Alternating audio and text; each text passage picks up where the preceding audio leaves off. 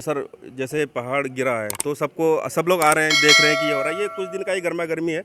अभी 2-4 दिन बाद माहौल ठंडा होगा, मौसम सही हो जाएगा तो फिर खुदाई शुरू होगी, पहाड़ खुदेंगे और सब देखते रहेंगे सर। कोई नहीं रोकने वाला सर इसको। जैसे आपका ये नुकसान हुआ, मैं आपसे ये पूछना चाहूंगा कि जैसे एक तो होती है हमारी प्राकृतिक आपदा, जैसे हमें केदारनाथ में देखने के लिए मिली। एक होती है मानवीय आपदा, जो मानव के द्वारा होती है। तो ये आपको कौन सी आपदा लगती है, मानवीय आपदा या प्राकृतिक आपदा है ये सर? तो मुझे हिसाब सरासर मान्य आपदा है, क्योंकि ऊपर मैंने जब जा कर के कल देखा वहाँ पर प्लॉटिंग हो रही है। ये सरासर उनकी भूल है। उन्होंने जो है नीचे गरीब आदमी कुछ नहीं सोची है, अपने पैसा बटोरने के लिए, अपना मालो माल बनने के लिए अपनी प्लॉटिंग का काम तो कर दिया, लेकिन फ्यूचर उन्होंने ये नहीं देखा कि बाई चांस कभी ये धंसेगा, नीचे किसी के लिए जान माल का खतरा हो सकता था।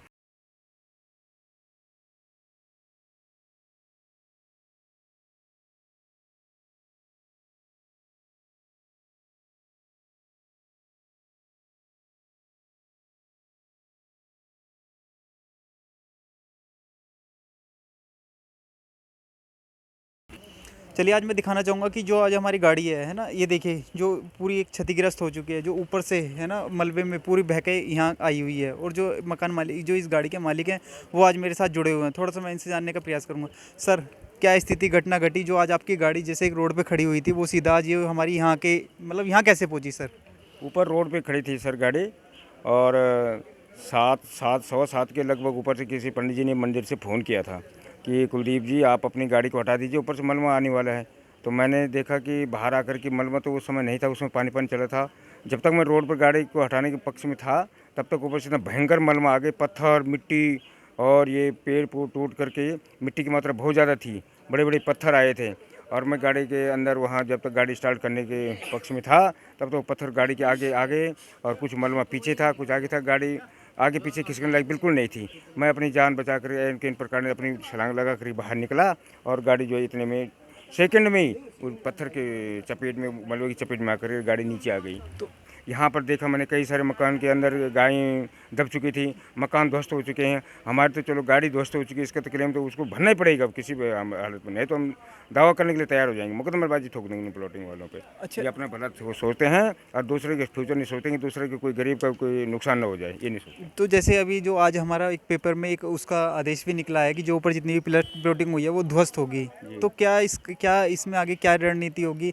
इसमें आप मतलब सरकार का किस तरह का निर्णय है? न, सरकार का तो साहब ये निर्णय हमें बहुत उचित लगा है, ध्वस्त होनी चाहिए। ऐसी जगह पे प्लॉटिंग न किए ताकि किसी को जान माल का खतरा हो, या किसी को कोई नुकसान हो। भले हम कह रहे हैं कि प्लॉटिंग हो, अच्छी बात है, लेकिन ऐसी जगह पे न हो साहब जहाँ पर किसी को नुकसान ये जायज़ नहीं होता। हमें अंत में जो घटना आपके साथ घटी, जी जैसे जो मतलब जो नुकसान आपका हुआ, भविष्य में और किसी के साथ ना हो, इसमें क्या मैसेज देना चाहोगे हमारे शासन को और प्रशासन को? शासन इसमें साहब सचेत रहना चाहिए, और ऐसे शासन को अच्छे अच्छे सुझाव देने चाहिए इन लोगों को कि भविष्य में इस प्रकार की घटना किसी अन्य के साथ न घटे जैसे कि हमारे साथ घटी है। तो ये थे हमारे साथ जो हमारे गाड़ी के मालिक हैं ना, ये देखिए जो इनकी गाड़ी की स्थिति है वो कितनी भयानक हो चुकी है। और उन्होंने जिस तरीके से बताया कि जो इनकी गाड़ी अपना ये हटा मतलब उसके लिए दौड़े, लेकिन उन्हें इतना भी समय नहीं मिला कि जो मतलब वो अपनी गाड़ी को सुरक्षित बाहर निकाल सकें। तो हमें भी इनकी पीड़ा को समझना चाहिए, और सरकार जो इनके प्रयासों को देखना चाहिए कि किस तरीके से जो एक आम आदमी है वो किस तरीके से वो अपना मतलब जीवन व्यापन कर रहा है, और फिर उसके बाद वो कितनी मेहनत से एक छोटी सी गाड़ी लेता है, और उसके बाद वो उन्हें वो सब चीज़ें देखने के लिए मिलती है। तो सरकार ऐसे अवध जो हमारे भू माफिया हैं, जो हमारे खनन माफिया हैं, उनके तरफ खिलाफ एक सख्त एक्शन। चलिए, आज मेरे साथ कुछ स्थानीय लोग हैं, मैं इनसे जानने का प्रयास करूंगा। जैसे कि जो हमारी कल जिस तरीके से एक दर्दनाक एक मैं कहूँगा एक हादसा हुआ है ना, और जिस तरीके से जो हमारी गायें थी वो इसमें दब चुकी थी, और अभी जो गाड़ी है वो भी इसमें दबी हुई है, जो हमारी क्रेन है वो आई हुई है। जिस तरीके से जो हमारा स्थानीय लोगों का जो जमावड़ा है वो यहाँ पर इकट्ठा हो रहा है ना, थोड़ा सा आज मैं जानने का प्रयास करूंगा जो हमारी उत्तराखंड सरकार है जल जंगल और ज़मीन को लेकर जिस तरीके से हर समय खड़ी रहती है। तो आज जो सबसे पहले इनसे जानने का प्रयास करूंगा, इसमें शासन की गलती है, प्रशासन की गलती है, या इनमें किसको जानते हैं? सर, सबसे पहले आपका नाम जानना चाहूँगा। आपका नाम? सर अनिल नेगी नाम है मेरा। तो इसमें आप मतलब जो ये घटना घटती है इसके पीछे आप किसका मतलब क्या कारण देखते हो सर? सर देखो, ये तो सहजदारा में तो अब बन ही चुका है। देखो जगह जगह पहाड़ खुद रहे हैं, पेड़ कट रहे हैं, तो ये तो होना ही है। और ये सबक हम उन लोगों के लिए कि जो पहाड़ खुदते हुए देखते हैं और सर नीचे करके निकल जाते हैं कि यार मुझे क्या लेना।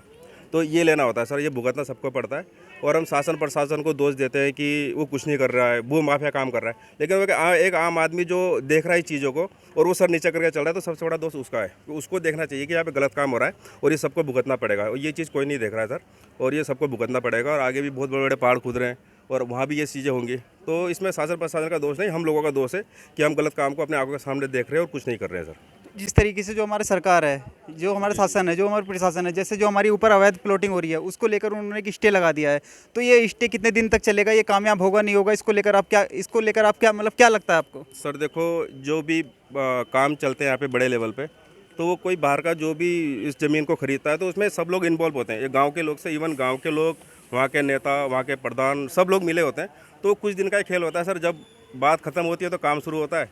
आप कुछ भी कर दो सर, मैं तो थक गया हूँ फाइल दे दे के कि इतनी खुदाई हो रही है, लेकिन आज तक कोई कार्रवाई नहीं हुई सर किसी भी चीज़। सर मैं ये भी पूछना चाहूँगा, जैसे हमें 2013 में एक प्राकृतिक आपदा उत्तराखंड में देखने के लिए मिलती है, जो केदारनाथ का जो हमारा, अगर जिस तरीके से जो हमारा उत्तराखंड का जैसे हाल चल रहा है वर्तमान में, तो क्या आने वाले समय में हमें इससे भी भयंकर नज़ारा देखने के लिए मिल सकता है सर? सर भू कानून आना बहुत ज़रूरी है यहाँ पर।